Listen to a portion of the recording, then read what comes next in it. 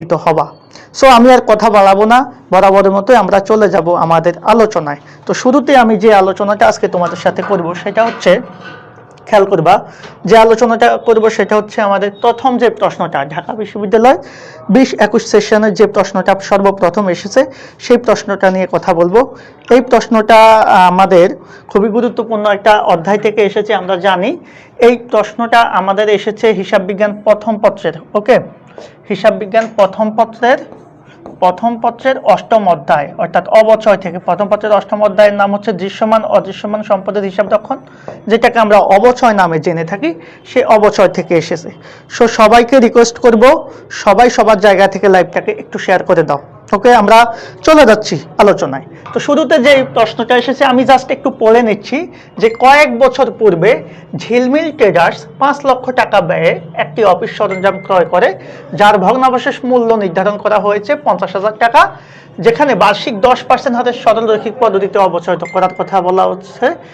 আজ পর্যন্ত পঞ্জীভূত অবচয়ের পরিমাণ বলা হচ্ছে 2,25,000 টাকা, এবং এই সম্পদটা 2,25,000 টাকা বিক্রি করা হলে আমাদের কত টাকা লাভ বা ক্ষতি হবে। প্রশ্ন হচ্ছে এটা। এই প্রশ্নটা কিন্তু আমরা সবাই জানি, অবচয় থেকে প্রতি বছরই এইরকম একটা প্রশ্ন এসে থাকে, যেই প্রশ্নটা আমাদের সবারই জানা। এর আগে আমি 2টা ক্লাসে এই জাতীয় প্রশ্নের সমাধান করেছি, আজকে এটা আমার 3 নাম্বার প্রশ্নের সমাধান। তারপরেও যদি কারো কোনো প্রবলেম থেকে থাকে তাহলে আমরা সেটা দেখব। ওকে, এখন আসো আমরা শুরু থেকে চলে যাই। আমরা একটা বিষয় সবাই জানি, যে আমাদের অবচয় সংক্রান্ত অঙ্কে লাভ বা ক্ষতি যখন আমাকে বের করতে বলে, ভাইয়া আমাকে কি করতে হবে? আমাকে প্রথমে একটা সম্পদের ক্রয় মূল্য এবং ওই সম্পদের পুঞ্জীভূত অবচয়টাকে জানতে হবে। কারণ আমরা যদি ক্রয় মূল্য এবং পুঞ্জীভূত অবচয়টা জানি, এই দুইটা জানার পরে আমাদের যেটা হয়, আমাদের ক্রয় মূল্য থেকে পুঞ্জীভূত অবচয়টা বাদ দিলে আমরা একটা মূল্য পাই, সেটাকে আমরা বলি বহিমূল্য বা পুস্তক মূল্য অথবা বুক ভ্যালু, অনেক নামে থাকতে পারে এটা। এই বুক ভ্যালুর সাথে আমরা বিক্রয় মূল্যটার কি করি, একটা কম্পেয়ার করে তখন আমরা লাভ বা ক্ষতি পেয়ে যাই। এখন কিছু কিছু প্রশ্নে আমাদের পুঞ্জীভূত অবচয়টা দেওয়া থাকে, কিছু কিছু প্রশ্নে দেওয়া থাকে না। মনে রাখবা, যেই প্রশ্নে পুঞ্জীভূত অবচয়ের মান দেওয়া থাকে সেটা হচ্ছে তোমাদের জন্য জাস্ট রেডিমেড হালুয়া, মানে হচ্ছে তোমাকে সব কিছু তারা গুছিয়ে দিয়েছে, তুমি জাস্ট যোগ বিয়োগ করে মানটা বের করবা। ওকে, তো এটা হচ্ছে সেই রকম একটা প্রশ্ন। এই প্রশ্নে সবকিছুই দেওয়া আছে, যেহেতু সবকিছু দেওয়া আছে আমাদের আর কষ্ট করা লাগবে না, আমরা জাস্ট নর্মালি অঙ্ক করলেই এটা পেরে যাব। তাহলে আমরা একটু আসি, এটাকে আমরা কিভাবে সমাধান করব। আমি জাস্ট এখান থেকে একটু জানার চেষ্টা করি যে এটাকে আমরা আসলে সমাধানটা কিভাবে করলে আমাদের জন্য বেস্ট হবে। তো শুরুতে আমি যেটা বলবো সেটা হচ্ছে দেখো, আমাদের এখানে একটা মেশিন ক্রয় করেছি কত টাকা, 5 লক্ষ টাকা। তো একটা মেশিনের ক্রয় মূল্য আমরা জানি, মেশিনের ক্রয় মূল্য হচ্ছে 5 লক্ষ টাকা। আমি জাস্ট ক্রয় মূল্যটা লিখলাম 5 লক্ষ টাকা। 5 লক্ষ টাকা, এই 5 লক্ষ টাকা থেকে আমরা কি করব, এই মেশিনের যদি আমরা কি করি, পুঞ্জীভূত অবচয়টা বাদ দিয়ে দিই, পুঞ্জীভূত অবচয় অথবা জমাকৃত অবচয় বাদ দিয়ে দিই, তখন আমরা পাবো এটার বহিমূল্য। তাহলে এখানে কিন্তু ভগ্নাবশেষ মূল্যের বিষয়টার দরকার নাই, কারণ হচ্ছে অবচয়ের আমাদের বের করতে হবে না। দেখো এখানে যে ভগ্নাবশেষ মূল্য আছে, এরপরে আমাদের যে বার্ষিক অবচয় আছে, এগুলা কাজে লাগতেছে না। কেন লাগতেছে না ভাইয়া? কারণ সে তোমাকে সরাসরি তারা পুঞ্জীভূত অবচয় দিয়ে দিয়েছে কত, 2,25,000। তার মানে তোমার আর কিন্তু এই জিনিসটা কাজে লাগবে না। যদি পুঞ্জীভূত অবচয় দেওয়া না থাকতো তাহলে তোমাকে এই ভগ্নাবশেষ মূল্যটা বিবেচনা করে অবচয়ের হাত দিয়ে তুমি অবচয়টা বের করতা। আচ্ছা, সেই দিকে আমাদের আর যাওয়ার দরকার নাই। তাহলে আমাদের পুঞ্জীভূত অবচয় হয়েছে টোটাল 2,25,000 টাকা। এই 2,25,000 টাকা আমি এখানে মাইনাস করে দেব। তাহলে 2,25,000 টাকা যদি মাইনাস করে দিই, তাহলে আমার বহিমূল্য বা পুস্তক মূল্য কত থাকে? বহিমূল্য বা পুস্তক মূল্য থাকে ভাইয়া হচ্ছে 2,25,000। 5 লক্ষ থেকে 2,25,000 গেলে হচ্ছে 2,75,000 থাকবে। এখন দেখো তো, আমি এই মেশিনটা বিক্রি করতেছি কত টাকায়? এই মেশিনটা আমি বিক্রি করতেছি মাত্র হচ্ছে 2,25,000 টাকায়। আমরা সবাই জানি বহিমূল্য বা পুস্তক মূল্য মানে হচ্ছে মেশিনের বর্তমান মূল্য। তাহলে এখনকার মূল্য যদি আমার থাকে 2,75,000, আমি যদি মেশিনটাকে 2,25,000 বিক্রি করি, তোমরাই বলো এটা কি লাভ হবে না ক্ষতি হবে? অবশ্যই ক্ষতি হবে, কারণ আমার সম্পদের মূল্যের চেয়ে বিক্রয় মূল্য কম। যত টাকা সম্পদ আমি তত টাকা বিক্রি করি নাই, তার চেয়ে কমে বিক্রি করেছি। সো এখান থেকে বিক্রয় মূল্যের পার্থক্যটা আমরা যেটা পাবো সেটাই হচ্ছে ক্ষতি। সো বিক্রয় মূল্য হচ্ছে কত? 2,25,000। তাহলে বুঝতেই পারতেছ যে এখানে আমাদের ক্ষতি হয়েছে কত টাকা। জাস্ট এটা থেকে এটা মাইনাস করে দিলে আমাদের কি হবে? 50,000 টাকা। এটাই হচ্ছে আমাদের সম্পদ বিক্রয়জনিত ক্ষতি। তাহলে সঠিক উত্তর হচ্ছে এখানে, আমার মনে হয় এখানে অ্যান্সারে একটু ভুল ছিল, যার কারণে এই প্রবলেমটা হয়েছে। এখানে সঠিক উত্তর হবে 2,25,000 যদি মাইনাস করা হয় 5 লক্ষ থেকে, তাহলে হবে 2,75,000। 2,75,000 থেকে 2,25,000 গেলে সঠিক উত্তর হবে 50,000। আনফর্চুনেটলি এখানে হয়তোবা 50,000 ছিল কোনো একটা জায়গায়, যেটা এখানে দেওয়া হয় নাই। ওকে, সো এটা সঠিক উত্তর হচ্ছে আমাদের কত হবে? 2,50,000। এখানে যে প্রশ্নটা আছে সেটার সমাধান আমরা এভাবে করব। তাহলে ক্ষতি কত হবে? ক্ষতি হবে 50,000। কিন্তু আমার যতটুকু ধারণা, আমার কাছে মনে হচ্ছে এখানে প্রশ্নে হয়তোবা কোনো একটা জিনিস, এখানে এই যে আমার 2,25,000 হবে না, এখানে হবে 2,50,000, যার কারণে আমরা সঠিক উত্তর পাইনি। কারণ এখানে 2,50,000 হলে আমার ক্ষতি হবে তখন 25,000 টাকা, তাহলে সঠিক উত্তর খ হবে। এখানে প্রশ্নে 2,50,000 হবে। ওকে, তাহলে প্রসিডিউরটা তো আমরা সবাই জানি। অ্যামাউন্টে যদি ভুলও থাকে আমাদের টেনশন নাই, আমরা যেভাবে আছে সেভাবেই করব। সো এই প্রশ্নটা খুবই সহজ একটা প্রশ্ন। আমি জানি এই জাতীয় প্রশ্ন যদি এসে থাকে, গত বছরও এসেছে, এর আগের বছরও এসেছে, লাস্ট ঢাকা বিশ্ববিদ্যালয়ের টানা 4 বছর এই প্রশ্নটা এসেছে একই টাইপের। জাস্ট কোনো কোনো জায়গায় পঞ্জীভূত অবচয়ের মান ছিল আর কোনো কোনো জায়গায় ছিল না। তোমরা কি বুঝতে পেরেছো? যারা আসো সবাই একটু আমাকে কমেন্ট করে জানান, তাহলে এই প্রশ্নটা আমাদের খুব ইজিলি আমরা সলভ করতে পারবো। জাস্ট আমি গত ক্লাসেও এই কথাটা বলেছি, সেজন্য এটাকে নিয়ে আর কথা বলবো না। আমরা চলে যাব আমাদের পরবর্তী প্রশ্নে। এই প্রশ্নটা আমাদের সাধারণত মজুত পণ্যের একটা বিষয় থেকে এসেছে। দেখো, একটি মজুত পণ্যের ক্রয় মূল্য ছিল 15,500 টাকা আর বাজার মূল্য ছিল 12,500 টাকা, যা বছর শেষে মজুত পণ্যের গণনা থেকে বাদ পড়ে গেছে। এই মজুত পণ্যটি সঠিকভাবে হিসাবভুক্ত হলে ব্যবসায়ের মুনাফার উপর কি প্রভাব পড়বে? এই জাতীয় একটা প্রশ্ন। তো এই প্রশ্নটাতে অনেকেই কনফিউজ থাকো। এই জাতীয় প্রশ্ন যদি আসে, থ্যাংক ইউ ভেরি মাচ যারা আছেন লাইভে, সবাইকে ধন্যবাদ। আমি সবাইয়ের উদ্দেশ্যে বলবো, যারা আছো সবাই একটু লাইভটাকে শেয়ার করে দিও।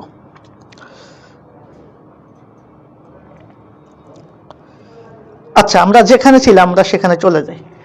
আমাদের কি ছিল? একটা মজুত পণ্যের ক্রয় মূল্য হচ্ছে ভাইয়া 15,500 টাকা আর বাজার মূল্য হচ্ছে 12,500 টাকা। আমরা সবাই জানি মজুত পণ্য বা সমাপনী মজুত পণ্যের মধ্যে আমাদের যদি দুইটা মূল্য থাকে, তাহলে আমাদের কি করতে হয়? আমাদের গ্যাপ অনুসারে আমরা কি করি? আমরা সাধারণত ক্রয় মূল্য এবং বাজার মূল্যের মধ্যে যে মূল্যটা কম সেটাকে আমরা বিবেচনা করি। কেন বিবেচনা করি? কারণ সমাপনী মজুত পণ্য আমাদের ব্যবসা প্রতিষ্ঠানের, মনে রাখবা, সম্পদের সাথে রিলেটেড। সমাপনী মজুত পণ্যটা প্রতিষ্ঠানের একটি সম্পদ। আর প্রতিষ্ঠানে যদি কোনো কারণে সম্পদটাকে আমরা বেশি দেখাই, তাহলে মাথায় রাখবা ওই প্রতিষ্ঠানের আয়টাকে বেশি দেখানো হবে। আর যদি আয়টাকে বেশি দেখানো হয়, তাহলে আমাদের এই জিনিসটা রক্ষণশীলতার সীমাবদ্ধতাকে লঙ্ঘন করবে। কারণ হচ্ছে রক্ষণশীলতার সীমাবদ্ধতার মেইন কথা কি ভাই? মেইন কথা হচ্ছে যত সম্ভব তোমাকে ব্যয় বেশি দেখাতে বলছে। অর্থাৎ যার কারণে এই রক্ষণশীলতার সীমাবদ্ধতা অনুসারে আমরা কি করি? আমরা যখন কুরিন সংস্কৃতি ধরি অথবা বিভিন্ন ধরনের তহবিল সৃষ্টি করি, তখন আমরা এই রক্ষণশীলতার নীতিটাকে প্রাধান্য দিই বা মাথায় রাখি। আর এই রক্ষণশীলতার মেইন কথা হচ্ছে ব্যয় যত বেশি হবে তত ভালো। যার কারণে আমরা কুরিন সংস্কৃতি বা দেনাদারের উপর বাট্টা সংস্কৃতি, এই জাতীয় সংস্কৃতিগুলা পূর্ব থেকে নিট আয়ের বিপরীতে সৃষ্টি করে রাখি। অর্থাৎ এতে করে আমাদের একটা সুবিধা আছে। কি সুবিধা? সুবিধাটা হচ্ছে যখন তুমি রক্ষণশীলতার সীমাবদ্ধতা মান্য করবা, হ্যাঁ, তখন যেটা হবে তুমি ব্যয় বেশি দেখাবা আর আয় কম দেখাবা। আর আয় কম দেখানোর কারণে তোমার লাভ কম হবে। লাভ কম হলে তোমার মুনাফা কর, সরকারকে ট্যাক্স বা করটা তোমার কম দিতে হবে। এই সেন্স অনুসারে আমরা কি করব? সবসময় এই দুইটা মূল্য থাকলে আমরা কোনটা নিব? যেটা কম, সেটা ক্রয় মূল্যও হতে পারে, বাজার মূল্য হতে পারে। তাহলে প্রথম কনসেপ্ট থেকে আমরা পেয়েছি আমাদের এখানে কার্যকর হবে বাজার মূল্য, ক্রয় মূল্য হবে না। ওকে, তাহলে প্রথম কার্যকর কথা হচ্ছে আমাদের এখানে বাজার মূল্যটাকে আমরা কাউন্ট করব। তাহলে বাজার মূল্য যদি কাউন্ট করি, আমার বাকি যে অ্যান্সারগুলো আছে এই অ্যান্সারগুলোর কোনো প্রভাব কি আছে? তুমি জাস্ট কোনো কিছুর দরকার নেই, জাস্ট বাজার মূল্য যদি নিই তাহলে 12,500 টাকা তো এখানে নাই, এখানেও নাই, এখানেও নাই। সো এই তিনটা জিনিস চোখ বন্ধ করে বাদ দিয়ে দাও। এটা হচ্ছে সহজ টেকনিক। এবার আসো আমরা যুক্তি দিয়ে বুঝি এটাকে কেন আমরা আসলে বাজার মূল্য নিয়ে কাজ করব, সেই যুক্তিটা আমরা একটু দেখি। দেখো, এই যে সমাপনী মজুত পণ্যের কথা বলছি, আমি শুরুতেই বলে দিয়েছি যে এই মজুত পণ্যটা আমাদের প্রতিষ্ঠানের জন্য সম্পদ। সম্পদ যদি আমরা দেখাই, সম্পদ যদি দেখানো হয়, তাহলে সম্পদ লিপিবদ্ধ করলে একদিকে আমাদের সম্পদ বেশি দেখানো হবে এবং আয় বেশি দেখানো হবে, কারণ সম্পদের সাথে আয়ের একটা পজিটিভ সম্পর্ক বিদ্যমান। তাহলে 12,500 টাকা যদি আমরা সমাপনী মজুত পণ্য থেকে বাদ পড়ে গেছে, সঠিকভাবে যদি এটা লিপিবদ্ধ করা হয় তাহলে নিট মুনাফা অবশ্যই বাড়বে, কারণ সমাপনী মজুত পণ্য সম্পদ, সম্পদ বাড়লে আয় বাড়ে। আর এটা যেহেতু আগে বাদ পড়ে গেছে তখন নিট মুনাফা বেশি ছিল না, কম ছিল, কারণ এটাকে আমরা তখন লিপিবদ্ধ করি নাই। এখন লিপিবদ্ধ করলে আমাদের নিট মুনাফা বাড়বে। সো মুনাফা হচ্ছে 12,500 টাকা বাড়বে। আপনারা বিষয়টা ক্লিয়ার আশা করি। আমরা যারা আছি লাইভে একটু সবাই কমেন্ট করার চেষ্টা করি যে লাইভটা ক্লিয়ার কিনা, তোমরা বুঝতে পেরেছো কিনা, কনসেপ্ট ক্লিয়ার কিনা। এবার আমরা চলে যাব আমাদের পরবর্তী প্রশ্নে। ওকে, আমাদের পরবর্তী প্রশ্ন যেটা আছে, কালান্তিক মজুত রক্ষণ পদ্ধতি, মজুত রক্ষণ পদ্ধতি, কালান্তিক মজুত পদ্ধতিতে হবে আর কি। যাই হোক, কালান্তিক মজুত পদ্ধতিতে একটি বিক্রয়কারী কোম্পানির খতিয়ানে কোন হিসাবটি থাকবে না? খুবই সহজ একটা প্রশ্ন, এটা নিয়ে এর আগেও আমি কথা বলেছি, আমি জানি অলরেডি অনেকেই এটার অ্যান্সার দিতে পারবা। যারা এর আগে ক্লাস করেছো তারা অবশ্যই পারবা। আমি জাস্ট একটা মিনিট তোমাদের কাছ থেকে জানতে চাচ্ছি এই প্রশ্নের সঠিক উত্তর কি হবে। সবাই জানো যদিও, কালান্তিক মজুত পদ্ধতিতে একটা ব্যবসায়ের খতিয়ান হিসেবে কোনটা থাকে না সেটা কিন্তু আমরা জানি, আমরা এর আগেও আলোচনা করেছি এটা নিয়ে। আজকে কি আলোচনা করা লাগবে? আমার মনে হয় লাগার কথা না। এই যে কালান্তিক, আর এখানে আমি দেখালাম হচ্ছে নিত্য। তো নিত্য বা অবিরত, কালান্তিক বা কালীন মজুত পদ্ধতির মধ্যে একটা পার্থক্য আমরা সবাই জানি, যে পণ্য ক্রয় করা হলে সেখানে ক্রয় হিসাবে লিপিবদ্ধ করতে হয়। ক্রয়কৃত পণ্য যদি পরিবহন দিতে হয়, খরচ প্রদান করা হয়, তখন ক্রয় পরিবহন হয়। এরপরে ক্রয় ফেরত হয়। হ্যাঁ, ক্রয়ের সাথে যদি আমাদের কোনো নগদ বার্তা থাকে তখন সেখানে আমরা ক্রয় বার্তা নামে লিপিবদ্ধ করি। ওকে, এই জিনিসগুলো থাকে। পক্ষান্তরে যদি নিত্য মজুত পদ্ধতি বা অবিরত মজুত পদ্ধতি হয়, এই সবগুলার পরিবর্তে মূলত কি লেখা হয়?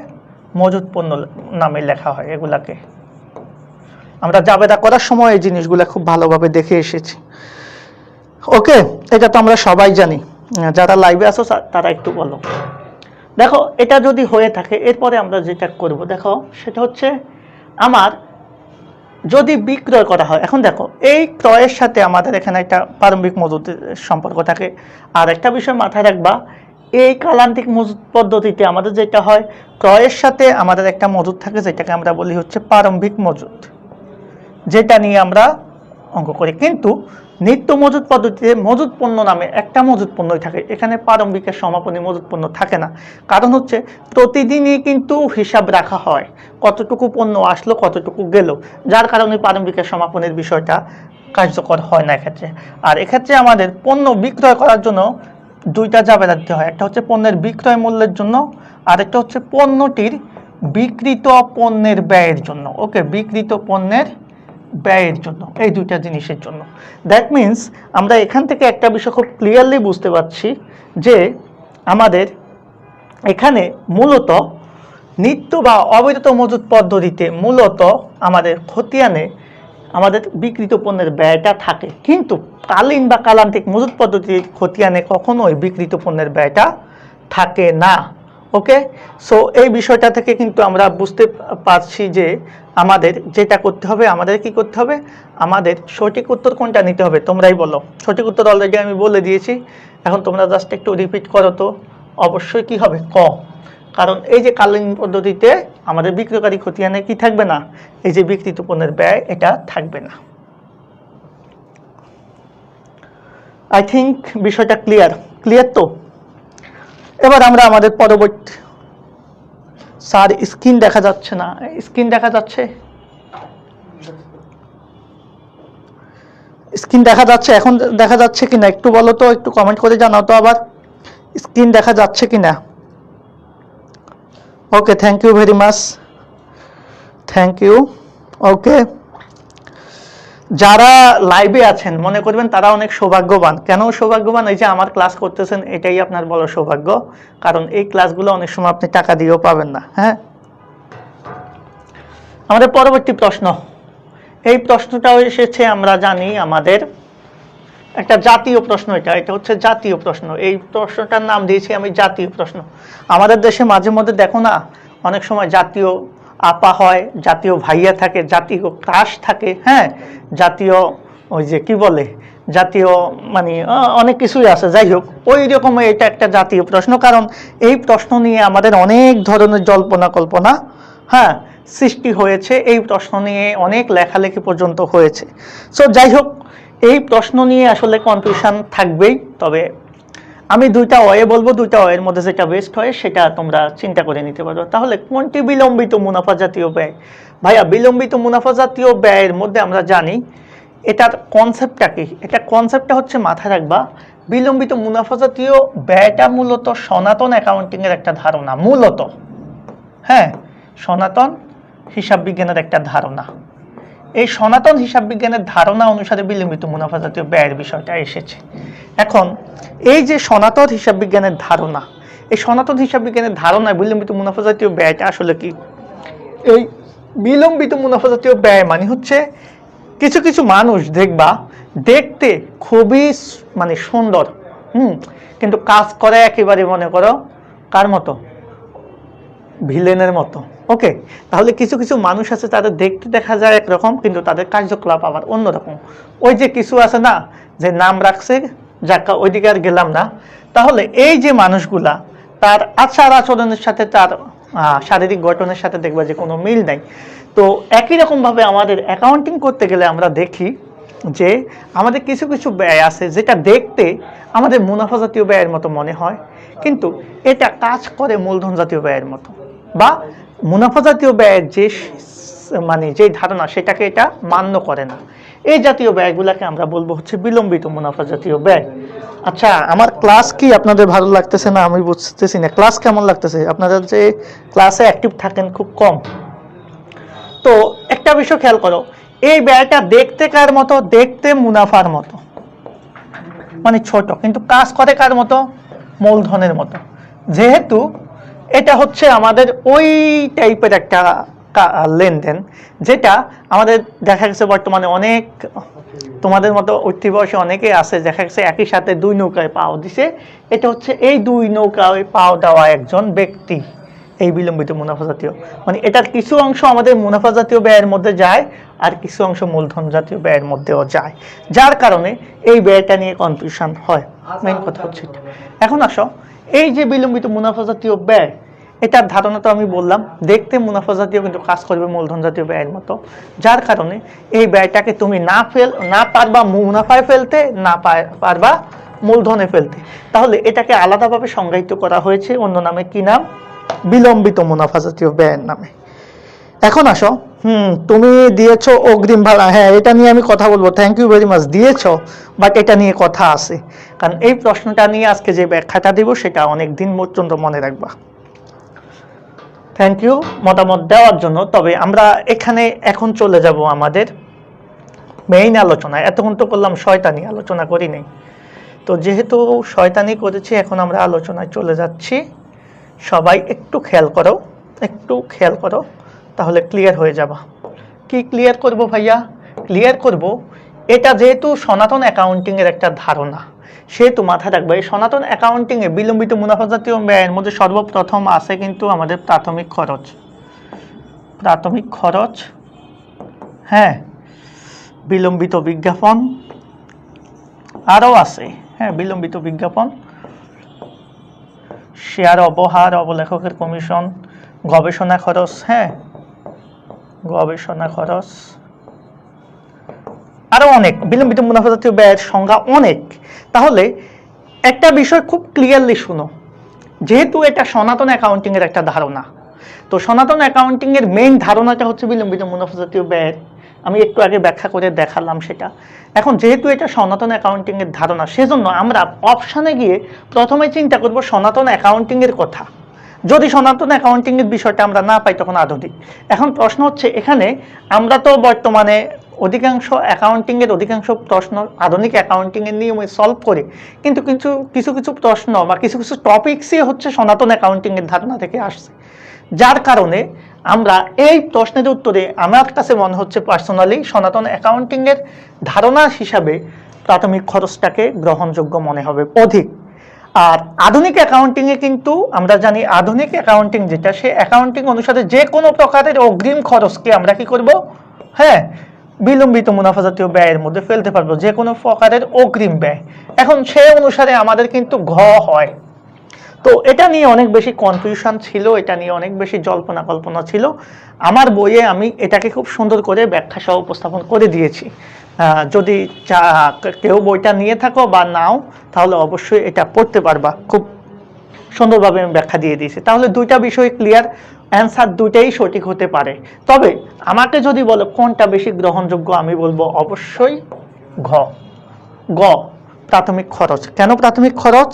হ্যাঁ, কারণ এটা হচ্ছে সনাতন অ্যাকাউন্টিং এর একটা ধারণা, সেই অনুসারে আমরা এটাকে প্রাধান্য দেব। বাট অন্যান্য জায়গাতে আমরা এটাকে প্রাধান্য দেব না। আরেকটা বিষয় আমি স্মরণ করিয়ে দিই এর সাথে, আমরা দেখি অনেক সময় আমাদের এই যে একটু আগে আমি আলোচনা করছি, আমি সেই দিকে চলে যাই, এই যে কালীন আর নিত্য মজুদ পদ্ধতি।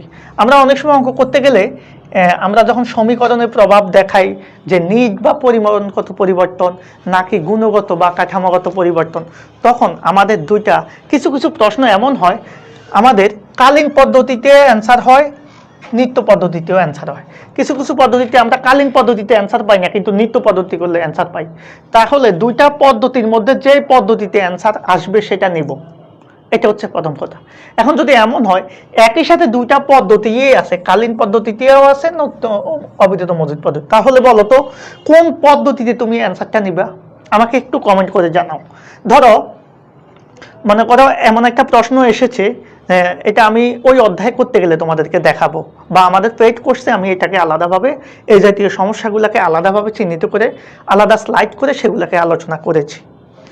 তো যাই হোক, যেহেতু এখানে আমি অত ডিটেলস আলোচনা করতে পারছি না, বাট আমি তোমাদেরকে একটু বলে দিচ্ছি যে এই যে কালীন আর নৃত্য যদি একই সাথে থাকে কোনো একটা প্রশ্নে, আমরা কোনটাকে প্রাধান্য দেব? আমি জাস্ট জানতে চাচ্ছি তোমাদের কাছে। তাহলে জোবায়ের আহমেদ 4-এর যে ঘ লিখছো, হ্যাঁ, সেটাকে আমি মনে করব সেটা দিও না, তোমরা গ দিবা। 4-এর ক্ষেত্রে কি দিবা? গ দিবা। ক্লিয়ার? তা আর 3-এর ক্ষেত্রে আমরা কোনটা নিব বলো তো, একটু বলো। আমি জাস্ট কমেন্ট জানতে চাচ্ছি, তোমাদের কাছ থেকে কমেন্ট জানতে চাচ্ছি। আরে ভাই কমেন্ট করো। এখানে যদি বসে আমি একবারই রোমাঞ্চকর কথাবার্তা বলতাম, ভালোবাসার কথা বলতাম। Zubayer Ahmed, thank you very much, thank you very much. ইনশাল্লাহ তো যারা হচ্ছে রেসপন্স করতেছো, আমি দোয়া দিলাম তাদেরকে, হ্যাঁ, যদিও আমি এত ভালো মানুষ না, তারপরে অনেক বেশি দোয়া দিলাম সুন্দর একটা বউ যাতে পাও। আচ্ছা যাই হোক, সুন্দর একটা সিট যাতে পাও। আসলে কথা হচ্ছে ওই যে ওই কথাটা বের হয়েছে একটা কারণে, যত সুন্দর একটা আসন তুমি নিশ্চিত করতে পারবা, তত সুন্দর একটা রমণী তোমার জন্য অপেক্ষা করবে। এটা হচ্ছে বাস্তবতা। ওকে, যাই হোক, তো আমি তোমাকে আসল দোয়াটাই করলাম, যেটা তোমার আসলে জীবনের মেইন লক্ষ্য। তো আমাদের এই দুইটা পদ্ধতি যদি দেওয়া থাকে, অবশ্যই আমরা কালীনটাকে চিন্তা করব। তাহলে একটা বিষয় বুঝতে পারছো যে আমরা অনেক সময় সনাতন অ্যাকাউন্টিংটাকে কিন্তু গুরুত্ব দিয়ে থাকি। এখন প্রশ্ন হচ্ছে কেন? কারণ এই নিত্য পদ্ধতি কিন্তু আমরা শুধুমাত্র অ্যাডমিশন টেস্টে আসলে এটার প্রয়োগটা বেশি দেখি, অন্য ক্ষেত্রে কিন্তু আমরা এটার প্রয়োগটা তেমন আমাদের এখানে দেখি না, যার কারণে আমরা কালীনটাকে গুরুত্ব দিব। আশা করি বিষয়টা ক্লিয়ার, অল ক্লিয়ার। হ্যাঁ, শ্যাম্পু। এবার আমাদের 5 নাম্বার প্রশ্ন। তাহলে 4 নাম্বারের সঠিক উত্তর আমরা কোনটা নিব? অবশ্যই গ নেব, এটা নেব না। 5 নাম্বার, নিচের কোন বিবরণীটি একটি ব্যবসা প্রতিষ্ঠানের নির্দিষ্ট সময়ে দাগ দাও আর্থিক অবস্থার বর্ণনা দেয়। একটা নির্দিষ্ট সময়ের আর্থিক অবস্থার বর্ণনা দেয়। কোন প্রতিষ্ঠানের নির্দিষ্ট সময়ের আর্থিক অবস্থার বর্ণনা দেয় কে? এটা তোমরা খুব সহজ প্রশ্ন পারবা, তারপরে আমি তোমাদের কাছে ছেড়ে দিলাম, দেখি কি বলো তোমরা।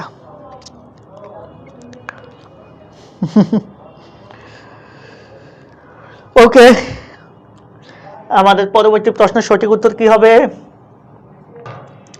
আচ্ছা, আমরা সবাই একটা বিষয় তো জানি যে আমাদের এই যে নগদ প্রবাহ বিবরণী, মালিকানা সত্ত্ব বিবরণী, আয় বিবরণী, এগুলা প্রস্তুত করা হয় কি ধারণা অনুসারে? হিসাবকাল ধারণা অনুসারে। ওকে, আর এটা প্রস্তুত করা হয় মূলত কি? মূলত হিসাবকাল ধারণাও এখানে থাকে, মূলত দুইটা থাকলে আমরা কি নিব? চলমান প্রতিষ্ঠান ধারণা, যদিও হিসাবকাল ধারণাটা এখানে থাকে।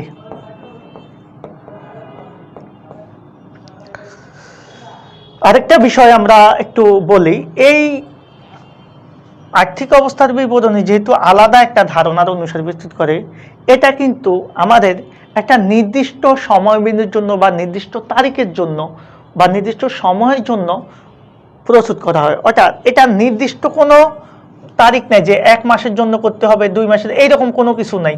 মানে চাইলে উদ্বৃত্তপত্র তুমি যে কোনো সময় প্রস্তুত করতে পারবা, যে কোনো সময়।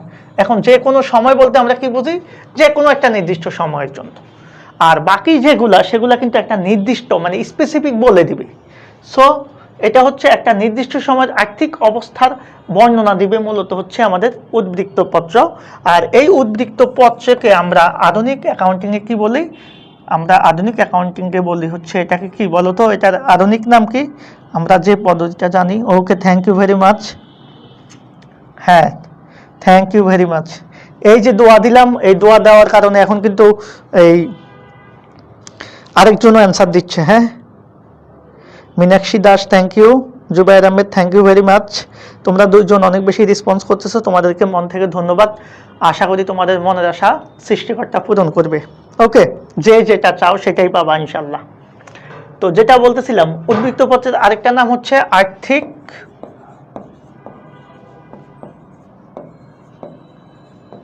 অবস্থার বিবরণী। ওকে, আর্থিক অবস্থার বিবরণী, এটাকে অনেকে স্থিতিপত্র বলে। তো যাই হোক, এটাই হচ্ছে আমাদের সঠিক উত্তর। আমাদের পরবর্তী প্রশ্ন, পরিচালনগত নগদ প্রবাহ নির্ণয় নিচের কোনটি নিট মুনাফার সাথে যোগ করতে হয়? খুবই খুবই গুরুত্বপূর্ণ একটা প্রশ্ন। তো এটা প্রশ্নটা কি ভুল নাকি? বুঝলাম না, প্রশ্নই তো ভুল। যোগ করতে হয় না হবে। আচ্ছা, এখানে প্রশ্নে মিস্টেক ছিল। ওকে, তাহলে পরিচালনগত নগদ প্রবাহ বিবরণীতে কোনটি নিট মুনাফার সাথে যোগ করতে হয়? ভাইয়া, এটা জানতে হলে তোমাকে পরোক্ষ পদ্ধতিতে পরিচালনগত নগদ প্রবাহটা জানতে হবে। এখন পরোক্ষ পদ্ধতিতে পরিচালন পদ্ধতিগত নগদ প্রবাহের সাথে আমরা কি করি? আমরা এখন নগদ প্রবাহের দিকে যাব না, তবে আমি সংক্ষেপে একটা জিনিস মনে রাখবো। এই নগদ প্রবাহ বিবরণীতে পরোক্ষ পদ্ধতি যদি আমরা করি, তখন সংক্ষেপে একটা বলি, এই পরোক্ষ পদ্ধতির একটা মেইন কথা হচ্ছে কি, আমাদের ব্যবসায়ের যে নিট মুনাফা থাকবে, নিট আয় থাকবে বা নিট মুনাফা থাকবে, সেই নিট মুনাফার সাথে আমরা কি করব? যোগ করব কিছু জিনিস। কি যোগ করব? চলতি সম্পদ হ্রাস।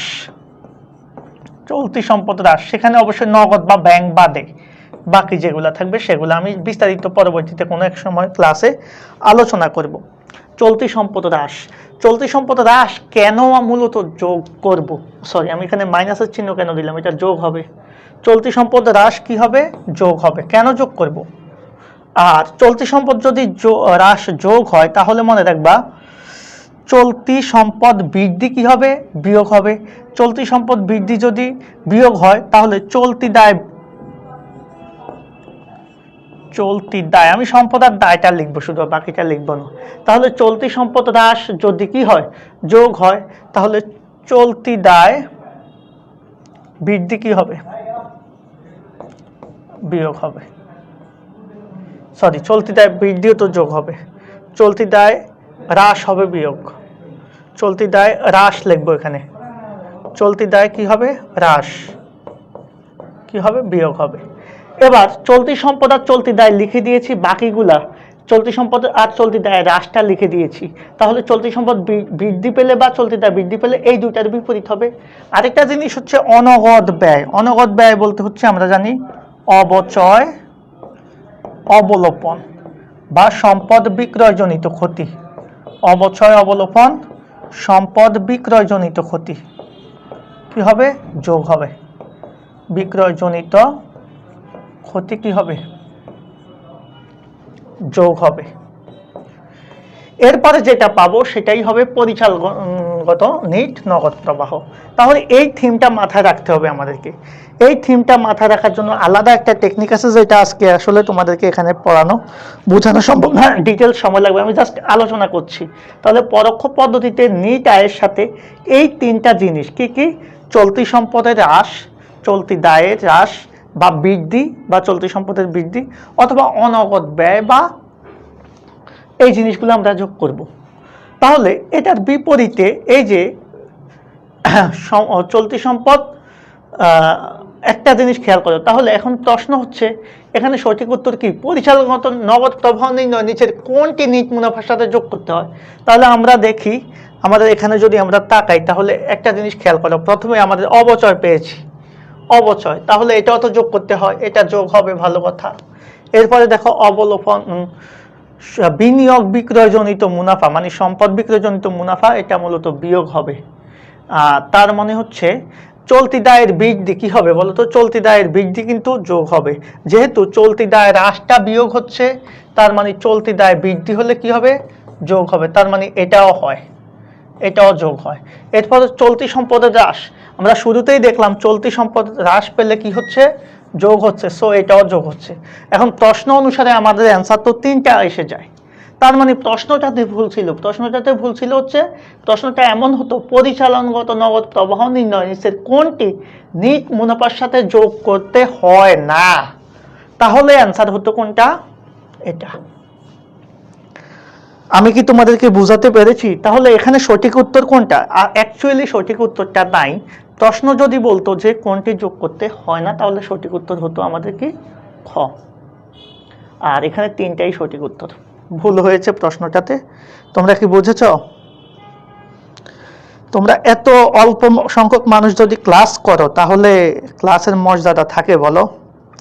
আমার মতো একটা টিচারের ক্লাস যদি এত কম মানুষ করো তাহলে তো হবে না। তোমাদেরকে ক্লাসে একটু রেসপন্স বাড়াতে হবে। হ্যাঁ, সবাইকে এই জিনিসটা আমি বোঝাচ্ছি। ওকে, থ্যাংক ইউ ভেরি মাচ। আমার ক্লাস কেমন লাগে? আচ্ছা, ক্লাসে কারো কোনো প্রবলেম আছে কিনা? আমার মনে হয় না কারো কোনো প্রবলেম থাকার কথা আমার ক্লাস করার পরে। দীর্ঘ 14 বছর পড়াই, তারপরেও যদি তোমাদের মনোপুত না হয়, বা বিষয়টা হচ্ছে আমি ক্লাসে আসলে আদার্স কথা বলতে পছন্দ করি না। আমার আগ থেকে ছোটবেলা থেকেই আমি মানে আমার একটা সমস্যা হচ্ছে, আমি পড়াটাকে পড়ার মতোই পড়াতে চাই। বাট অনলাইনে কি হয়? অনলাইনে 5 মিনিট পড়ালে তো 10 মিনিট হয় শয়তানি। স্টুডেন্টরা আসে, শয়তানি করে, ক্লাস করে, সব কিছুই করে। বাট এটা আসলে আলটিমেটলি তোমাদেরই ক্ষতি করে। এটা বোঝো না তোমরা। তোমরা বোঝো কখন? যখন দেখা গেছে অনেক দেরি হয়ে যায়। হ্যাঁ, তখন বোঝো। তখন বুঝে আর কি হবে। ওকে, এটা কুরিন সংস্কৃতি থেকে এসেছে। এরা মিলে দেনাদার হচ্ছে কত? 52,000 লিখিত অনুদায়ী পাওনা, এটা তো কাজ হবে না। 2,000 অলিখিত যেটা, হ্যাঁ সেটার কাজ হবে। দেনাদারের উপর সঞ্চিতি ধরতে বলছে, এবং অনাদায়ী দেনা সঞ্চিতি ক্রেডিট ব্যালেন্স এত হলে চলতি বছর অনাদায়ী পাওনা সঞ্চিতি। এখন প্রশ্নটা একটু দেখে মনে হচ্ছে জটিল, কিন্তু আসলে সহজ। জাস্ট অনেক ভালো লাগে স্যার, এই যে একটা মাত্র স্টুডেন্ট তোমার কাছে ভালো লাগে, তারপরেও আমি ধন্য। যাও, যেহেতু তুমি কমেন্ট করেছো অনেক ভালো লাগে, আমি খুশি হয়েছি। বাকিদের কাছে হয়তো ভালো লাগে না, তাহলে তারাও কমেন্ট করতো। আর যদি ভালোই লাগে তাহলে যেটা তোমায় করবা, তোমার দায়িত্ব বোধ থেকে একটু 2-4 জন বন্ধু বান্ধবকে একটু মেনশন করে দিবে। হ্যাঁ, আর আমাদের একটা বিষয়, আমাদের একটা কোর্স শুরু হচ্ছে তোমাদের জন্য। কোর্সটা হচ্ছে, আমি দেখাচ্ছি, কোর্সটা হচ্ছে একেবারে টোটাল ফ্রিতে। হ্যাঁ, টোটাল ফ্রি। এই ফ্রিতে সম্পূর্ণ বিনামূল্যে, যদিও বিনামূল্যে জিনিসের ভ্যালু থাকে না, তারপরে চেষ্টা করবা। এটা হচ্ছে admission foundation course. Admission foundation course.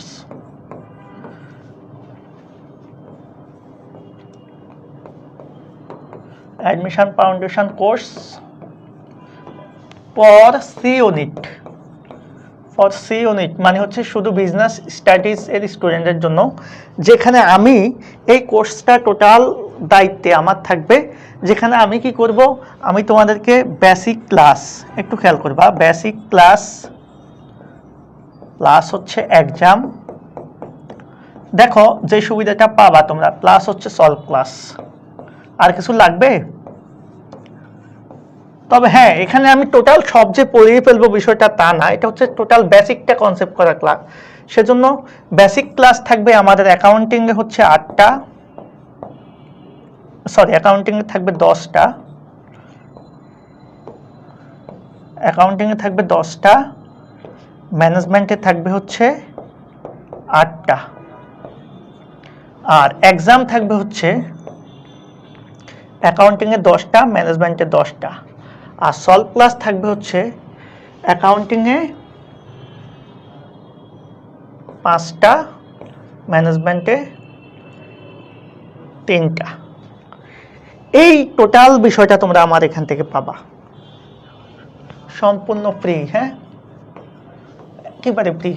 আর এগুলা হবে আমাদের সিক্রেট টেলিগ্রাম গ্রুপে, সিক্রেট গ্রুপ, সিক্রেট গ্রুপে হবে। অবশ্যই যারা যুক্ত হতে চাও আমাদের এখানে এই ক্লাসের নিচেই কমেন্ট করে জানাতে পারো, অথবা আমাদের যে কোনো গ্রুপে বা পেজে বা আমাকে পার্সোনালি মেসেজ করতে পারো এই কোর্সে টোটাল ফ্রি এনরোল করতে। আর এখানে একটাই শর্ত থাকবে, তুমি যদি ফ্রিতে অ্যাড হতে চাও তোমার সাথে তুমি আরও 5 জনকে একটু মেনশন করে দিবা, জাস্ট অনলি 5 জনকে মেনশন করে দিবা। তোমার অন্তত আমি 2000 টাকা সেভ করে দিলাম, যদি আমার প্রতি তোমাদের বিশ্বাস থাকে বা কনফিডেন্স থাকে। হ্যাঁ, সেক্ষেত্রে তোমরা এখানে অ্যাড হতে পারো। সিক্রেট গ্রুপে থাকবে ক্লাসগুলো প্রত্যেকটা, আমরা বেসিক ক্লাস নিব, এক্সাম নেব, এরপরে সলভ ক্লাস নেব। অলরেডি অনেক স্টুডেন্ট কিন্তু যুক্ত হয়ে গিয়েছে। হ্যাঁ, তো তোমরা যারা আসো, ওকে, থ্যাংক ইউ। আচ্ছা ঠিক আছে, তোমাকে আমি অ্যাড করে দেব, তোমাকে আমি মানিক দাস, ওকে। আর তোমার একটা কাজ করবা, প্রয়োজনে আমাকে আমার আইডি তো চিনো, শাহাদাত খান রাশেদ নামে সার্চ দিলে আসবে, সেখানেও আমাকে একটা মেসেজ করতে পারো, আমি অ্যাড করে দিব, সমস্যা নাই। যদি এখান থেকে না পাই আমি চেষ্টা করবো এখান থেকে অ্যাড করে দেওয়ার জন্য। তো এ হচ্ছে কথা, এটা তোমাদের জন্য খুবই গুরুত্বপূর্ণ একটা বিষয়। হ্যাঁ, যেটা থেকে তোমরা অনেক কিছু আসলে খুব ইজিলি পাবা। আর এখানে আমার কিছু স্পেশাল টেকনিক সমৃদ্ধ শীট থাকবে। আর সবথেকে মজার বিষয় হচ্ছে তোমাদের জন্য একটা বই নিয়ে আসতেছি, অনেক পরিশ্রমের পর এই বইটা আমি লিখেছি, প্রায় 4.5 বছর সময় লেগেছে আমার বইটা লিখতে। বইটা লিখতে গিয়ে আমি কোনো কার্পণ্য করি নাই। হ্যাঁ, প্রথম বই হিসেবে এটা মার্কেটে আসবে, খুবই চমক থাকবে তোমাদের। এতদিন যাবত অ্যাকাউন্টিংয়ে যে বিষয়গুলোতে তোমাদের একটু চুলকানি ছিল বা যে বিষয়গুলোতে একটু ঝামেলা ছিল, সবগুলা বিষয় একবারে বিস্তারিত ব্যাখ্যা সব বিশ্লেষণ নিয়ে এসেছি। এই বইটা এমন একটা বই, জাস্ট তুমি একবার পড়বা, কোনো টিউটর লাগবে না, আমাকেও লাগবে না। আমি এমনভাবে লিখেছি যাতে একটা স্টুডেন্ট নিজে পড়ে নিজে তার সব কিছু সমাধান করতে পারে। ওকে, আমি বইয়ের বিজ্ঞাপন এখানে দেব না, সেজন্য চলে এসেছি। যাই হোক, আমাদের এখানে এই প্রশ্নটা যদি আমি দেখি, সেখানে দেখব যে আমাদের এই যে দেনাদার, এই দেনাদার হচ্ছে আমার 52,000 টাকা। মনে রাখবা, দেনাদারের থেকে কখনো লিখিত অনাদায়ী পাওনাটা বাদ যায় না। কেন যায় না ভাইয়া? যেটা অলরেডি লেখা হয়ে গেছে, হিসাব করা হয়ে গেছে, সেটা তো অবশ্যই দেনাদার থেকে বাদ দেওয়া হয়ে গেছে। তার মানে এই লিখিত অনাদায়ী পাওনাটা এখানে দিয়েছে তোমাকে ঝামেলায় পালানোর জন্য বা ঝালেমায় পালানোর জন্য। এই লিখিত অনাদায়ী পাওনাটা এখানে কোনো কাজেই লাগবে না। তাহলে দেনাদারের সাথে কখনো হিসাবভুক্ত বা লিখিত অনাদায়ী পাওনাটা কখনো কাজ করে না। এই বিষয়টা তোমাদেরকে একটু মাথায় রাখতে হবে। ওকে, মাথায় না রাখতে পারলে খাতায় রাখবা, এক জায়গায় রাখতে হবে। তাহলে এই যে অলিখিত মানে যেটা হিসাবভুক্ত করা হয় নাই, অথবা যেটা এখনো হিসাবভুক্ত হয় নাই, যেটা নতুন অনাদায়ী পাওনা। তাহলে আমরা কি করব? আমরা মিলে দেনাদার হচ্ছে মনে করো 52,000 টাকা, আমি এগুলা লিখলাম না। এখান থেকে নতুন কুড়ির যেটা বা নতুন অনাদায়ী পাওনা, এটাকে আমরা বাদ দিয়ে দিলে আমরা যেটা পাবো এটা হচ্ছে স্বাভাবিকভাবে প্রথমত দেনাদার। এখন কি বলেছে? যদি দেনাদারের উপর 5% সঞ্চিতি তো আমরা জানি নিজ দেনাদারের উপর 5% সঞ্চিতি হয়, তাহলে দেনাদারের 5% সঞ্চিতি ধরো কত হয়, দেনাদারের 5% সঞ্চিতি হবে কিভাবে, খুব সিম্পল হিসাব, একটা শূন্য কমালে হয় 10%, অর্থাৎ 5,000, 5% হবে তার অর্ধেক 2,500 টাকা। এটাই হচ্ছে নতুন অনাদায়ী পাওনা সঞ্চিতি বা কুঋণ সঞ্চিতি। এখন বলছে চলতি বছরের অনাদায়ী পাওনা সঞ্চিতি কত টাকা রাখতে হবে, তাহলে তো আমরা পেয়েই গিয়েছি। আর এখানে যেটা আছে যে অনাদায়ী পাওনা সঞ্চিতির ক্রেডিট ব্যালেন্স, এটা কিন্তু চলতি বছরের না, এটা গত বছরের বা পুরাতন।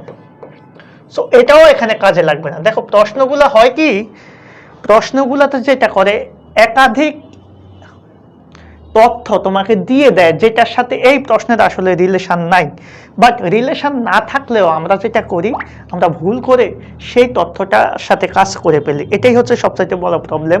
অ্যাডমিশন টেস্টে প্রশ্নগুলো এরকমই হয়, আসলেই সহজ। তাহলে সঠিক উত্তর হচ্ছে কি, সঠিক উত্তর হচ্ছে আমাদের নতুন কুঋণ সঞ্চিতি রাখতে বলছে, যত আমরা ততই রেখে দিব। আশা করি তোমরা বিষয়টা বুঝেছ। তাহলে সঠিক উত্তর হবে ক।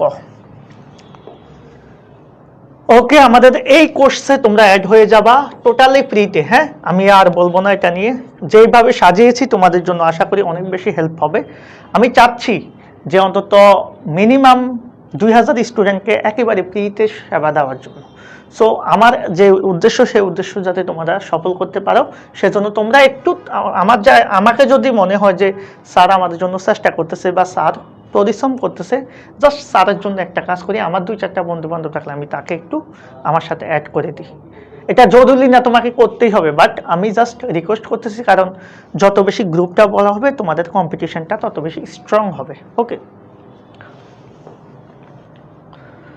কোন নীতি মানে ঢ্যাস নীতি মানে কোন নীতি অনুসরণ করার কারণে আমরা সম্ভাব্য দায়কে আর্থিক বিবরণীতে প্রদর্শন করে থাকি। ওকে, প্রশ্নটাতে এত ভুল কেন, থাকি। ওকে, এখন আসো, সম্ভাব্য দায়কে আমরা কোন নীতি অনুসারে লিপিবদ্ধ করে থাকি। এটা অলরেডি অবশ্য জেনে গেছো সবাই, কারণ এটা নিয়ে অনেক আলোচনা এর আগেও হয়েছে, আমরা সবাই জানি। Thank you very much, thank you. এটা খুবই সিম্পল একটা প্রশ্ন, এটা নিয়ে দ্বিমত হওয়ার কারো কোনো রিজন নাই। আমরা জানি এটা হবে কি, পূর্ণ প্রকাশের নীতি। এখন আসো একটু ব্যাখ্যা। সম্ভাব্য দায়, সম্ভাব্য দায় মানে হচ্ছে যে দায়টা এখনো তোমার প্রতিষ্ঠানে দায় হিসাবে নিশ্চিত না। তাহলে যে দায়টা তোমার এখনো দায় হিসাবে নিশ্চিত না, কিন্তু ভবিষ্যতে দায় হতেও পারে।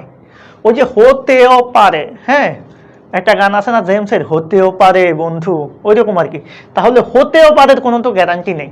তার মানে এটাকে আমি কেন দায় ধরবো, ওই যে রক্ষণশীলতার সীমাবদ্ধতাকে কিন্তু এগুলাকে আমরা ধরি না, এগুলাকে হিসাবমুক্ত করি না, কারণ এটা হতে পারে, এটার কোনো গ্যারান্টি নেই। কিন্তু এই পূর্ণ প্রকাশ নীতিটা তার বিপরীত। এই পূর্ণ প্রকাশ নীতির মেইন কথা হচ্ছে প্রতিষ্ঠানে কোনো কিছুই গোপন রাখা যাবে না। কি রাখা যাবে না ভাইয়া? গোপন রাখা যাবে না। তোমাদের বন্ধু বান্ধবের মধ্যে দেখবা এই নীতি ফলো করে অনেক বন্ধু বান্ধব। হ্যাঁ, এই পূর্ণ প্রকাশের নীতি ফলো করে সবচাইতে বেশি তোমাদের বন্ধু বান্ধব, যারা কখনোই কারো কোনো কিছু গোপন রাখে না। আছে না তোমাদের মধ্যে এরকম বন্ধু বান্ধব যারা এই নীতিটা ফলো করে জীবনযাপন করে? অর্থাৎ তোমার যত ইন্টারনাল কথাবার্তা আছে, তোমার অপোজিট অ্যাঙ্গেলের যত ইন্টারনাল কথাবার্তা আছে, সব কিছু তারা পূর্ণভাবে প্রকাশ করে দেয়। এদেরকে বলে পূর্ণ প্রকাশ নীতি প্রয়োগকারী। হ্যাঁ, এই জাতীয় লোকজন আমাদের দেশে অনেক বেশি, যারা অন্যের পাপ অথবা অন্যের যে কোনো বিষয়কে খুব সহজে প্রকাশ করতে স্বাচ্ছন্দ্য বোধ করে। আর এই নীতিটাও সেই তাদের মতো আচরণ করে, অর্থাৎ যাই আসুক সব প্রকাশ করে তোমাকে অ্যাকাউন্টিংয়ে দেখাই দিতে হবে। তোমার বহিস্থ ব্যবহারকারী যারা আছে তারা দেখবে। ওকে, তাহলে এই নীতিটা কিছু কিছু ক্ষেত্রে আমাদের জন্য একটু বিব্রতকর, কারণ সম্ভাব্য দায় বা সম্ভাব্য সম্পদ, যেহেতু বিচারাধীন মামলা, তুমি একটা পক্ষ তোমার বিরুদ্ধে কোনো একটা অভিযোগ এনে মামলা করেছে, এই মামলার কারণে ভবিষ্যতে তোমার দায় হতে পারে আবার নাও হতে পারে, সেটাকে তুমি দায় হিসাবে কেন দেখাবা? বাট এই নীতির কারণে আমাদের দেখানো লাগতে পারে। পরের প্রশ্ন, নিচের কোনটি উৎপাদন ব্যয়ের উপাদান? ভাই রে ভাই, উৎপাদন ব্যয় বলতে কালকে আমি আলোচনা করেছি। উৎপাদন ব্যয় বলতে আমরা কি কাকে বুঝি? দুই ধরনের ব্যয়কে বুঝি, কালকেই আলোচনা করলাম। আজকে তো এটার অ্যান্সার পারার কথা। দেখি একটু অ্যান্সার দাও তো। সবাই পারবা, আমি আশা করি সবাই পারবা। আমি বলেছি আমাদের ব্যয়টাকে প্রধানত আমরা প্রত্যক্ষ এবং পরোক্ষ দুই ভাগে ভাগ করি। কালকে দেখিয়েছি এটা, আজকে আর দেখাতে ইচ্ছা করছে না, তারপরেও দেখাচ্ছি, কারণ না হলে বলবে স্যার তো পড়ায় না ভালো। তাহলে প্রত্যক্ষ কি হয়? প্রত্যক্ষ কাঁচামাল হয়, প্রত্যক্ষ মজুরি হয়, আরেকটা হচ্ছে প্রত্যক্ষ শ্রম অথবা অন্যান্য ব্যয়, প্রত্যক্ষ অন্যান্য ব্যয়। এটা নিয়ে কথা বলেছি আধুনিক পদ্ধতিতে, এটাকে অনেকে পরোক্ষ ব্যয়ের আন্ডারে ধরে। ঠিক একইভাবে সেম জিনিস, পরোক্ষ কাঁচামাল, পরোক্ষ মজুরি, পরোক্ষ অন্যান্য ব্যয়, এই তিনটা জিনিস যোগ করলে, এই যাবতীয় প্রত্যক্ষ যা আছে সেই প্রত্যক্ষগুলো যোগ করলে আমরা কি পাই ভাই? মুখ্য ব্যয় পাই। আমি বারবার বলেছি এটাকে মুখ্য ব্যয়, ওকে। আর এই যাবতীয় পরোক্ষগুলো যোগ করে আমরা পাই হচ্ছে উৎপাদন উপরি ব্যয় বা কারখানা উপরি ব্যয়, কারখানা উপরি ব্যয় অথবা উৎপাদন উপরি ব্যয়। এই উৎপাদন উপরি ব্যয় আর মুখ্য ব্যয়, এই দুইটা যোগ করলে আমরা পাই হচ্ছে মোট উৎপাদন ব্যয়। তাহলে এখন তোমরাই বলো উৎপাদন ব্যয়ের উপাদান কোনটা? এই প্রশ্নে উৎপাদন ব্যয়ের উপাদান কোনটা? এটা নিয়ে আরো ডিটেলস আলোচনা আছে, বাট সেই দিকে আমি গেলাম না, বেসিক আলোচনাটাতেই থাকলাম। আমার এখানে কি লেটে আসে নাকি? সবাইকে দেখছি কারা কারা আসো লাইভে। এখন পর্যন্ত দেখলাম যে অনেকেই লাইভে আছো, থ্যাংক ইউ ভেরি মাচ। যদি লাইভটা আজকে একটু লেটে শুরু করছি।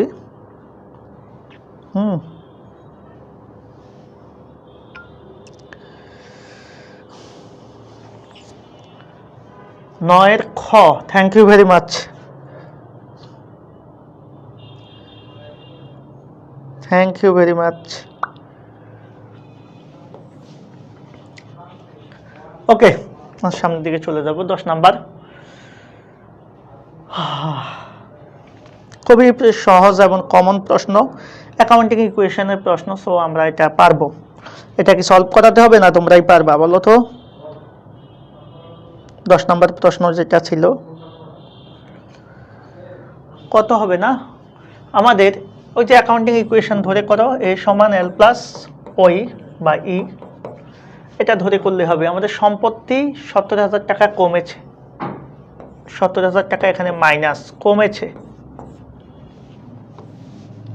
দায় 1 লাখ টাকা বেড়েছে, দায় 1 লাখ টাকা বাড়ছে প্লাস। এখন এখানে মিলাতে হলে কি করতে হবে? এই পাশে মাইনাস, তার মানে এই পাশেও তো মাইনাস রাখতে হবে নাকি? তাহলে এই পাশে আমরা কি করব? মাইনাস রাখবো। এখন মাইনাস কত হলে এই পাশে 70 হয়? আমরা জানি এই পাশে আমাদের মালিকানা সত্ত্বকে 1,70,000 যদি আমি কমাই, খেয়াল করো কেন 1,70,000 কমাবো? কারণ আমি আগেও বলছি একদিন, যদি সমান চিহ্নের উভয় পাশে বিপরীত চিহ্ন হয় তাহলে আমরা এটাকে মিসিং ফিগার বের করতে হলে দুইটাকে এক পাশে নিয়ে যাব। তাহলে এই পাশে আর এই পাশে বিপরীত ফিগার, এই পাশে হচ্ছে প্লাস, এই পাশে মাইনাস, তার মানে এটাকে এই পাশে নিয়ে আসলে মাইনাস হয়। তাহলে 1 লাখ আর 70 যোগ হয়ে 1,70,000। এখন দেখো প্রমাণ, এই 1 লাখ প্লাসে আর 1,70,000 মাইনাসে আলটিমেটলি কত থাকে? 70,000 টাকা মাইনাসে থাকে, যার কারণে আমাদের উভয় পাশ মিলে যায়। এই যে এই পাশে 70,000 মাইনাস, সেজন্য এই পাশেও 70,000 টাকা মাইনাসে দেখাতে হবে। তোমরা বুঝেছো কি? ও মাই গড, অনেক বেশি লেট হয়ে গেছে মেবি। তোমরা বুঝেছো? 10 নাম্বার, 10 নাম্বার বুঝলে আমরা সামনে চলে যাব। ক্লিয়ার কিনা বলো তো?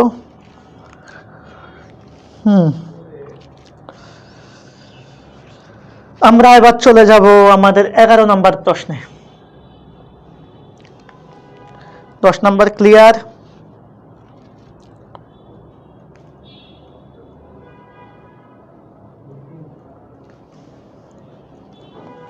মানিক দাস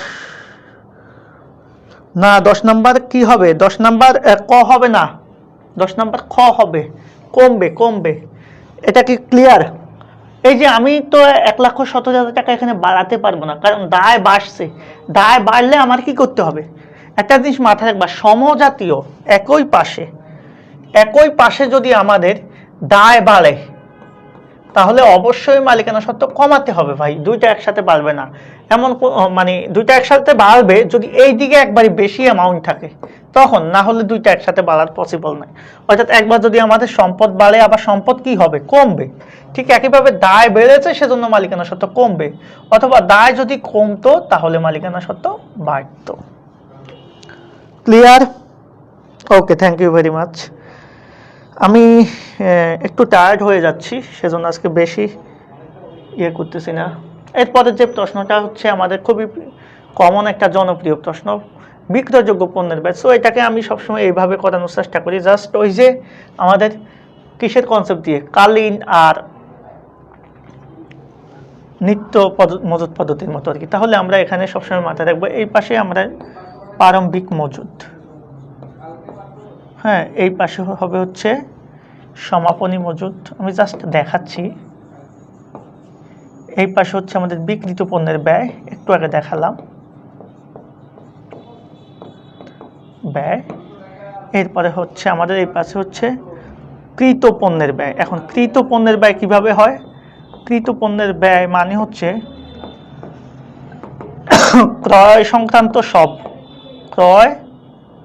সংক্রান্ত সবগুলা জিনিস,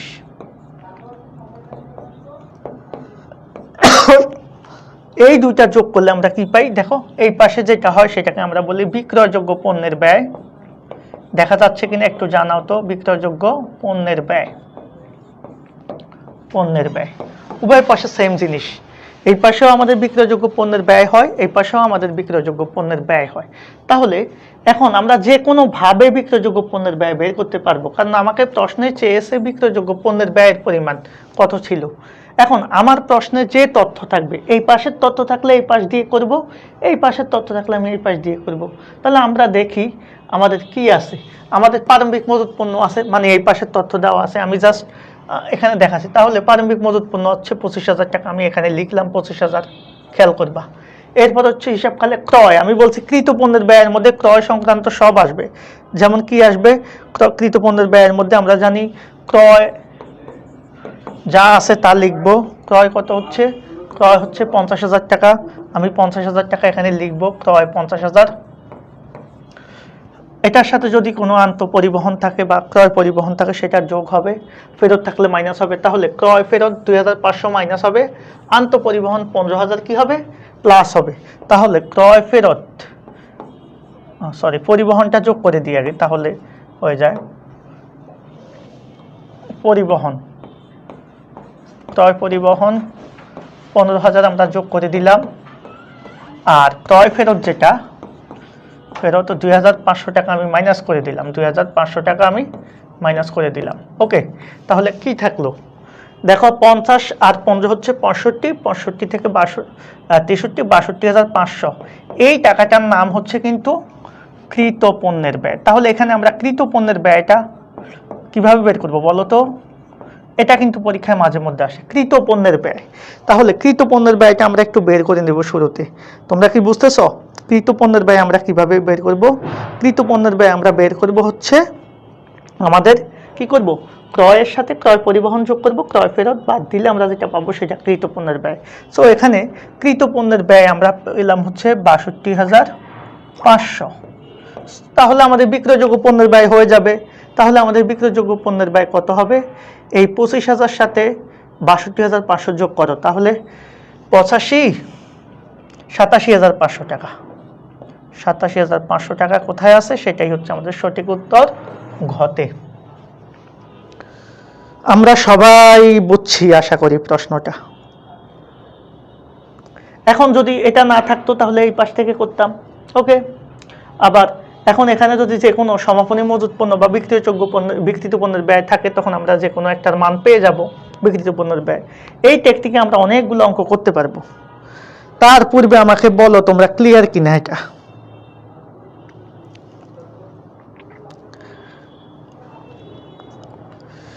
রয়্যাল এডুকেশন ফেসবুক পেজে। ওকে, আজকে ভিউ একেবারেই কম হয়েছে।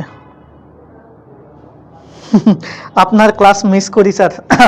অনেকদিন পর তোমাকে দেখলাম, থ্যাংক ইউ ভেরি মাচ। আমার ক্লাস মিস করে, তোমরা মিস করো এখনো, অনেক আগের স্টুডেন্ট, দেখা গেছে কত বছর আগে তোমাকে পড়িয়েছি, আমারও তো মনে নাই স্পষ্ট, কিন্তু এখনকার স্টুডেন্টগুলো মিস করে না, ওরা ক্লাসই করে না, মিস করবে কিভাবে? হ্যাঁ, থ্যাংক ইউ ভেরি মাচ মনে রাখার জন্য। কি অবস্থা ফয়সাল, ভালো আছো? ওকে, আমরা ডিজিটাল যুগে পদার্পণ করেছি। আমি আসলে যদিও অনেক পরে এসেছি, বাট আসলে এই ক্লাসগুলো এনজয় করি, আমি এখনো এনজয় করি আগের সময়টা। সর্বশেষ প্রশ্ন আমাদের হিসাব সমীকরণ মানে থেকে এসেছে। আলিফ কোম্পানি 10,000 টাকার অফিস আসবাবপত্র স্বল্পমেয়াদী অঙ্গীকারপত্র ইস্যুর মাধ্যমে ক্রয় করেছে। কোম্পানির হিসাব সমীকরণে কি প্রভাব পড়বে? সোজা একটা প্রশ্ন আমাদেরকে দিয়েছে, এটাকে আমরা, হ্যাঁ থ্যাংক ইউ ভেরি মাচ ঘ Manik Das, thank you very much. এটাকে আমরা খুব ইজিলি করতে পারবো। ওকে, তাহলে অফিস আসবাবপত্র আমাদের জন্য একটা সম্পদ, এটা কি করেছে? ক্রয় করেছে, জাস্ট এটা মাথায় রাখো। তাহলে আমাদের যদি অফিস আসবাবপত্র ক্রয় করা হয় ভাইয়া, এটা তো সিম্পল একটা বিষয়, অফিস সরঞ্জাম কেনা হোক, অফিস আসবাবপত্র কেনা হোক, অফিসের জন্য যে কোনো সম্পদ কেনা হোক ব্যবসায়ের জন্য, সেটা আমাদের সম্পদকে বাড়াবে, যার কারণে আমাদের অফিস আসবাবপত্র হিসাব ডেবিট হবে। আমাদের কি হবে? অফিস আসবাবপত্র হিসাব ডেবিট। খেয়াল করবা, যা আছে আমি তাই লিখছি, অফিস আসবাবপত্র হিসাব ডেবিট, হিসাব কি ডেবিট। এবার আসো, এখন এটা আমাদের কিসের মাধ্যমে কিনছে সেটা হচ্ছে বড় কথা। অফিস স্বল্পমেয়াদী অঙ্গীকারপত্র ইস্যু মানে হচ্ছে স্বল্পমেয়াদী অঙ্গীকারপত্র ইস্যুর মাধ্যমে আমি কি করছি, একটা পত্র বা বিল ইস্যু করে আমি আসবাবপত্রটা কিনেছি। এখন এই বিল ইস্যু করে যদি আমি সম্পদ কিনি, তাহলে সেই বিলটা হয় আমাদের প্রদেয় বিল সনাতন অ্যাকাউন্টিংয়ে, যেটাকে আধুনিক পদ্ধতিতে আমরা সেটাকে কি বলি, প্রদেয় নোটও বলি। যেহেতু এখানে বিল লিখছে, অঙ্গীকারপত্র লিখছে, তাহলে অঙ্গীকারপত্রকে আমি জাস্ট এখানে প্রদেয় বিল বা নোট অপ্রদেয় হিসাব নামেও দিতে পারে, সমস্যা নাই। নামক একটা দায় বাড়বে, আর আমরা সবাই জানি দায় বাড়লে কি হয়, ক্রেডিট হয়। একদিকে আমাদের সম্পদ বেড়েছে, অন্যদিকে আমাদের দায় বেড়েছে। এখন তাহলে এটা হচ্ছে আমাদের কি বৃদ্ধি, এ বৃদ্ধি মানে সম্পদ বৃদ্ধি, আর এটা হচ্ছে আমাদের এল বৃদ্ধি মানে দায় বৃদ্ধি।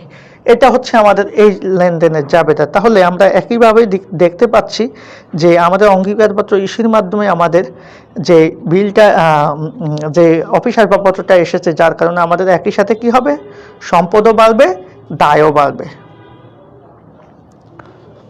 ওকে, তাহলে সঠিক উত্তর কি হচ্ছে, সম্পদ ও দায় উভয়ই বাড়তেছে। হ্যাঁ, এটাও বৃদ্ধি পাচ্ছে, এটাও বৃদ্ধি পাচ্ছে। সো সঠিক উত্তর হচ্ছে কোনটা, গ, সম্পদ ও দায় উভয় বৃদ্ধি। এটা হচ্ছে আমাদের প্রশ্নের সমাধান। আমাদের ক্লাসটা, হ্যাঁ অবশ্যই দোয়া করব, অবশ্যই দোয়া করব, অবশ্যই যারা ক্লাসে করেছেন স্পেশালি তাদের জন্য দোয়া থাকবে স্পেশাল, কারণ যারা ক্লাসে আছেন তাদের জন্য আলাদা একটা মহাব্বত বা আলাদা একটা, থ্যাংক ইউ ভেরি মাচ। অবশ্যই ইনশাল্লাহ আসবো, আমারও ইচ্ছা আছে আসার জন্য, যদি ভাগ্যে থাকে, আল্লাহ যদি নসিবে রাখে অবশ্যই আসবো। ওটা অনেক সুন্দর একটা ক্যাম্পাস, ইচ্ছা আছে একদিন গেলে তোমার সাথে দেখা করবো ইনশাল্লাহ, কথা হবে সব সময়। তো আমরা আজকে যতটুকু আলোচনা করেছি, সে আলোচনা থেকে আমরা বুঝতে পেরেছি যে আমাদের এই প্রশ্নগুলো আসলে এত জটিল না, এগুলাকে আমরা খুব সহজে সমাধান করতে পারি। হ্যাঁ, যদি আমরা চাই তাহলে খুব সহজে সমাধান করতে আমরা পারি। এখন আমি যেটা তোমাদেরকে বলেছি এর আগে, যে আমরা আমাদের যে কোর্সটা এনেছি টোটাল ফ্রিতে, হ্যাঁ সেটা নিয়ে আমি আরেকবার বলে নিই, কারণ অনেকে আছে হয়তো বা জানো না। তোমরা যারা আমাদের সাথে আছো, স্পেশালি আমার সাথে যারা আছো, তাদের জন্য আমি একটা ফাউন্ডেশন কোর্স আনছি। এটা আমার নিজের উদ্যোগে, যে অ্যাকাউন্টিং অ্যাডমিশন ফাউন্ডেশন কোর্স, যেখানে আমরা কি করব, যেখানে আমরা মূলত কি করব, আমরা মূলত যা করি পড়াই আর কি। আচ্ছা যাই হোক, তো যেখানে আমরা কি করব, বেসিক কিছু ক্লাস দিব, এরপরে কিছু এক্সাম নেব তোমাদের জন্য, পাশাপাশি সলভ ক্লাস দিব। এখন এই ক্লাসগুলো কিভাবে দিব, আমি এটার জন্য জাস্ট অ্যাকাউন্টিংয়ের 10টা ক্লাস, ম্যানেজমেন্টের 8টা ক্লাস রেখেছি, এক্সাম রেখেছি অ্যাকাউন্টিংয়ে 10টা, ম্যানেজমেন্টে 10টা, আর সলভ ক্লাস রেখেছি অ্যাকাউন্টিংয়ে 5টা আর ম্যানেজমেন্টে হচ্ছে 3টা। এইভাবে আমি রেখেছি। এটাতে কি হবে, এটাতে হচ্ছে একটা স্টুডেন্ট সে কোনো জায়গায় না পড়েও অ্যাডমিশনের একবার A to Z একটা জার্নি তার হয়ে যাবে, কারণ আমি এখানে ওইভাবে টপিকগুলো এনেছি। যদিও এটাতেই তুমি 100% সব পারবা, বিষয়টা এমন না। আমাদের পেইড কোর্স আছে, পরবর্তীতে যদি মনে হয় যে স্যারের সাথে অ্যাড হওয়া দরকার, অ্যাড হলে হবে, না হলে নাই। বাট এই কোর্সটা তোমাকে কি করবে, তোমাকে একটা লং জার্নি পর্যন্ত নিয়ে যাবে। আমি এই কোর্সটা অনলি 1.5 থেকে 2 মাস, অর্থাৎ আমার 1.5 থেকে কয় মাস, 2 মাস পর্যন্ত রাখবো কোর্স। কথা বুঝছো? এই 2 মাসে তোমরা যদি আমার সাথে থাকো ইনশাল্লাহ, এই 2 মাসের মধ্যেই তোমরা দেখবা যে সি ইউনিটের জন্য অ্যাকাউন্টিং, ম্যানেজমেন্ট, ফাইন্যান্স, মার্কেটিং সকল বিষয়ের একটা ভালো আইডিয়া হয়ে গেছে, একটা ভালো জার্নি হয়ে গেছে। যার জন্য কি করতে হবে, এখন এই কোর্সে অ্যাড হতে হলে আমাদের কি করতে হবে, অবশ্যই যেটা তোমাদেরকে করতে হবে সেটা হচ্ছে, এই কোর্সে অ্যাড হওয়ার প্রথম শর্ত হচ্ছে তোমাকে অবশ্যই আমাদের সাথে আমাকে নক দিতে হবে, অথবা আমাদের পেজে নক দিতে হবে যে আমি সি ইউনিটের অ্যাডমিশন ফাউন্ডেশন কোর্সটা করতে চাই। এরপরে যেটা করতে হবে, তোমাকে একটা সিক্রেট টেলিগ্রাম গ্রুপে অ্যাড করা হবে, যেখানে তুমি তোমার 5টা বন্ধুকেও মেনশন করে ওখানে নিয়ে আসতে হবে, যারা অ্যাকচুয়ালি সি ইউনিটের প্রিপারেশান নিতে চায় বা আমাদের সাথে থাকতে চায়। এটার বিনিময়ে তোমাকে কিছুই দিতে হবে না, একটা টাকাও দিতে হবে না। আমরা কিছু বেসিক শিটও তোমাদেরকে প্রোভাইড করব।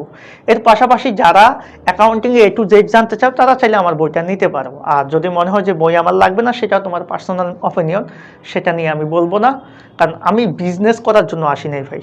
সো তোমাকে যেটা করতে হবে, অবশ্যই আমি যে সম দিব সেটার মূল্যটা কি, সেটার মূল্য হচ্ছে, আমাদের গ্রুপটাকে আমি চাচ্ছি একটা সিক্রেট গ্রুপে অন্তত 2000 স্টুডেন্ট থাকবে, যারা নিয়মিত ক্লাস করবে, এক্সাম দিবে, পাশাপাশি এক্সামের পরে যে প্রবলেমগুলো তোমাদের সৃষ্টি হবে সেটা নিয়ে আমি কিছু কি দিব, সলভ ক্লাস। এরপরে তো তোমাদের আর তেমন কোনো কিছু চাওয়ার থাকতে পারে না, কারণ এই সার্ভিসটা তোমাদের তো পেইড কোর্সে অনেকে দিতে পারবে না, এটা আমি জানি। আমার 14 বছরের অভিজ্ঞতা আছে ভাই, বিভিন্ন অফলাইন অনলাইনে অনেক পড়িয়েছি। আমার অনেক স্টুডেন্ট আছে এখানে যারা আমাকে ভালোভাবে চিনে। সো আমি আর বেশি কিছু বলবো না। যদি যুক্ত হতে চাও, অবশ্যই 5টা বন্ধুকে মেনশন করে আমাদের গ্রুপে যুক্ত হয়ে যাবা। আর পাশাপাশি আমাদের ক্লাসগুলোতে একটু নিয়মিত থাকলেই হবে। ইনশাল্লাহ আমরা শেষ পর্যন্ত তোমাদের সাথে থাকতে চাই, খুব ভালোভাবেই থাকতে চাই, কাউকে নিরাশ করতে চাই না, সবাইকে নিয়ে অনেক বহুদূর যেতে চাই। সো সেই আমাদের সাথে চলার সঙ্গী হওয়ার জন্য বা আমাদেরকে তোমাদের সাথে যদি পেতে চাও, সেজন্য তোমরা যেটা করবা, অবশ্যই একটু তোমাদের কৃতজ্ঞতা বোধ থেকে হলেও আমাদের সাথে একটু আন্তরিকতা বাড়াবা। এটাই তোমাদের কাছে একান্ত চাওয়া, এর চেয়ে বেশি কিছু চাওয়ার নাই। সর্বশেষ এটাই বলবো, ভালো থাকো সবাই, সবাই সবার জায়গা থেকে চেষ্টা করবা ভালো একটা জায়গায় যাতে যাইতে পারো, আর আমরা আমাদের জায়গা থেকে চেষ্টা